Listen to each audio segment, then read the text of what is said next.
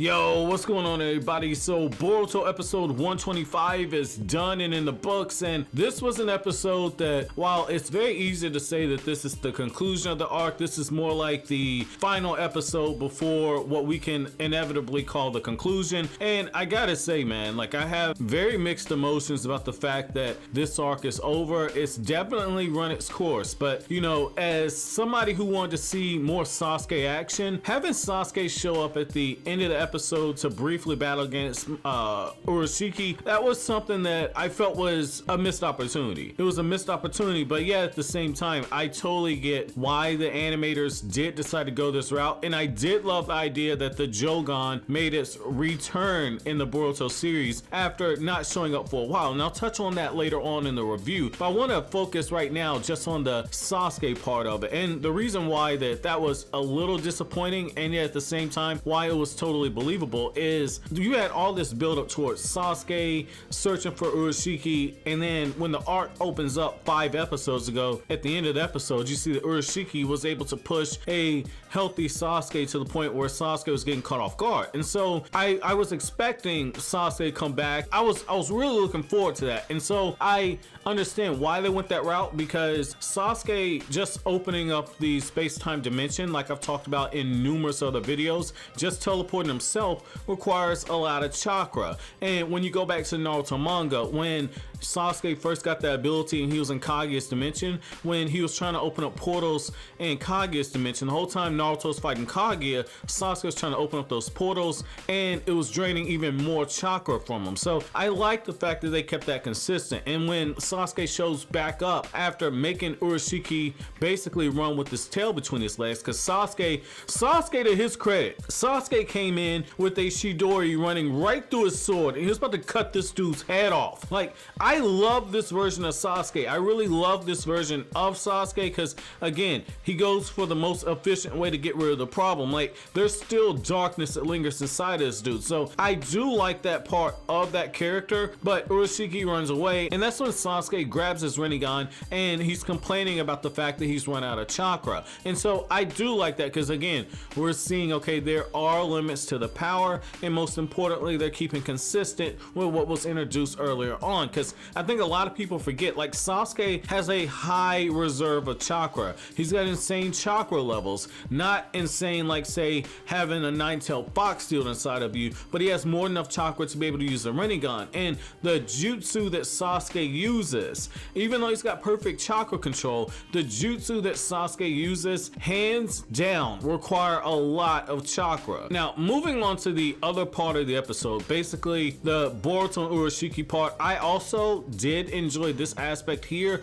which is after Urashiki realizes that the Boruto that he's dealing with is actually a clone. I like the fact that what you're seeing is that the child, the relative of a Hokage, but in particular the child of a Hokage and just any Kage in general, when you go out on these missions, you have a higher risk of failure. Your teammates could be slaughtered. Why? Because they're not the child of a Kage. That's the whole reason why, when you go back to the Naruto manga, that's the whole reason why Naruto, his whole existence as being the son of Minato, was kept as a secret, because the enemies of the Yellow Flash would want to do him harm. Urashiki is giving Boruto a bit of a gut check and says, like, look, I wonder what the Hokage would do if he saw your broken and battered body. I'm gonna drain your chakra right up to the point of death, and we'll see what the Hokage does then. And it's because Urashiki's realized that he's been duped.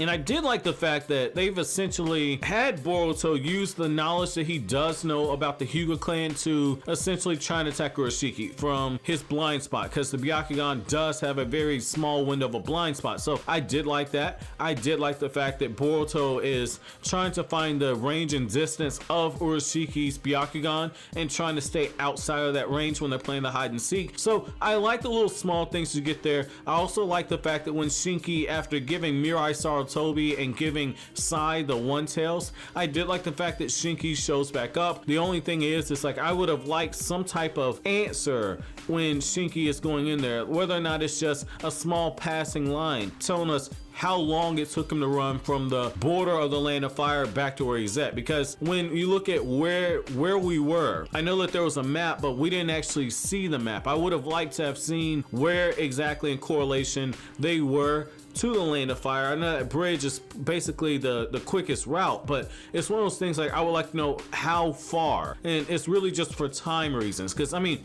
don't get me wrong, Shinobi can move extremely fast, but I mean, there are limits to what these Ganin could do. So I mean, I would like to see more information on that. But I did like the fact that when Shinki does show up, that they try to use all these diversions and tactics, and it goes back to one of the things I've said before. You know, when you look at the Naruto franchise, it isn't always about power. Yes, there's a massive power gap between Urashiki and the Scanning, but at the same time, what we've seen, if you go back to the Naruto manga, when you have these characters, in particular in the first part of Naruto, when you have these characters who are clearly leagues and heads and shoulders above anybody that they're fighting, in particular these lowly Ganin in their eyes, they tend to get overconfident, they tend to let their guard down. And I like the fact that the whole time Urashiki's fighting, for 99.5% of the time, Urashiki's just playing around with them. Like when Shinki's attacking with his Iron Sand, he's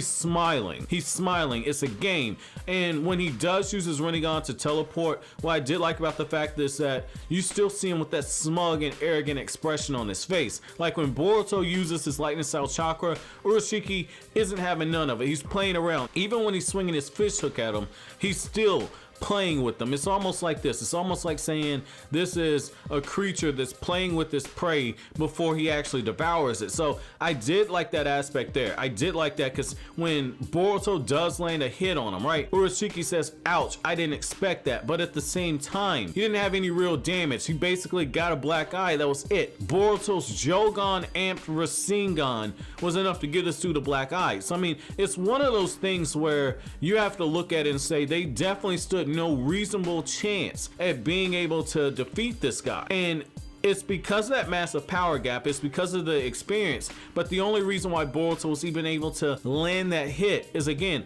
this guy is arrogant. Arrogance is a downfall. So I did like that aspect there. I did like the fact that Urashiki can reach into that little gourd that he has and pull out the different chakra attacks that have hit him. And I like how when he sees the Jougan, he says that's such a troublesome eye. I would have liked more explanation about the Jougan. Now, what I can say is that I'm really glad that the animation team, in particular the writers, are sticking consistent with what we were told about the Jougan going back in 2017. I've done a video talking about Boruto's Jougan explained, but in that video I broke down all the abilities of the Jougan, and we saw some of them on full display here. And the information I was using was coming from either the anime director or it was coming from one of the people that worked on the anime. And I talked about stuff that happens in the Boruto novels, not the manga, but the novels. And one of the things I said was that Boruto's Jougan can not only see the dimensional fabric between our dimension and the Sasuke clan,